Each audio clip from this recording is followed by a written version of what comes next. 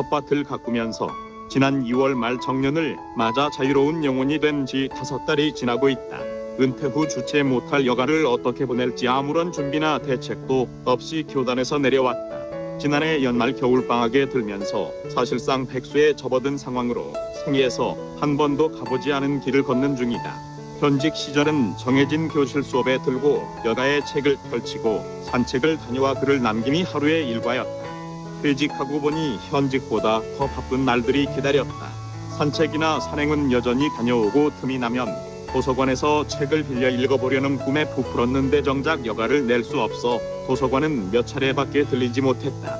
그동안 청년기 이후 40년을 정신노동자로 살아오다가 퇴직하고 보니 처지가 육체노동자로 바뀐 생활은 마음보다 몸을 써야 하는 일에 더 많은 시간을 보내기 때문이다.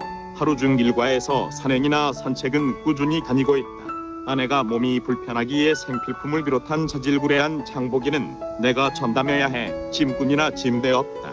어쩌다 고향집을 찾거나 초등학교 동기와 술자리를 갖기라도 하면 불판에 굽는 고기는 손수 집게로 뒤지고 가위로 잘랐다. 거기다가 늦은 봄부터 예상하지 않은 텃밭 경작을 의뢰받아 틈틈이 김을 메고 작물을 돌봐야 한다.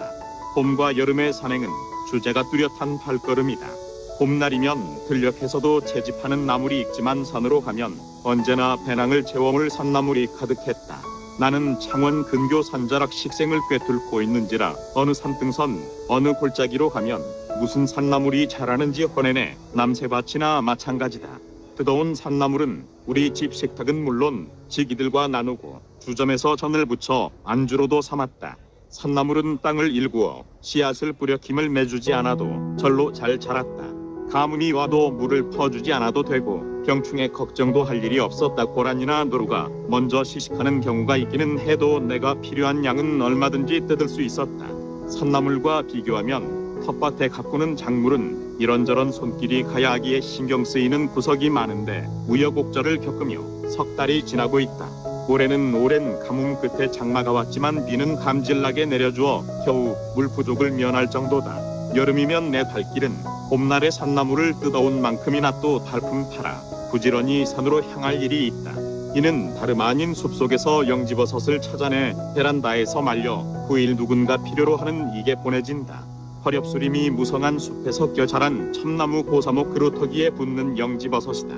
살던 아파트를 리모델링하는 관계로 분주한 날을 넘겼고 숲속 영지버섯도 얼마큼 찾아내 말리는 중이다.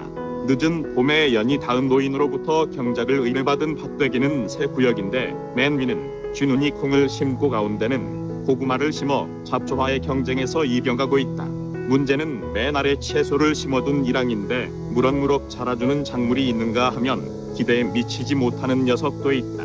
남들은 텃밭에 가꾸는 작물이 가뭄에도 물을 주어 잘 자라던 5월 초순에야 나는 건불로 덮인 밭에 잡초를 뽑고 뒤늦게 모종과 씨앗을 심었다.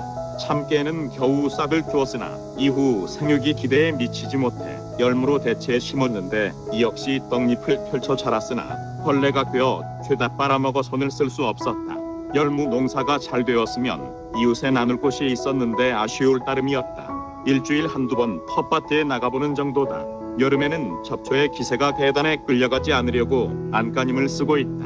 어제 끝물 장막비가 내린 7월 넷째 월요일 새벽녘 길을 나서 집에서부터 걸어 사파동 법원 뒤 여산농장으로 올라갔다.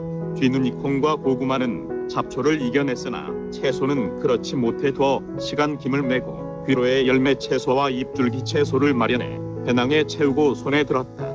22년 7월 25일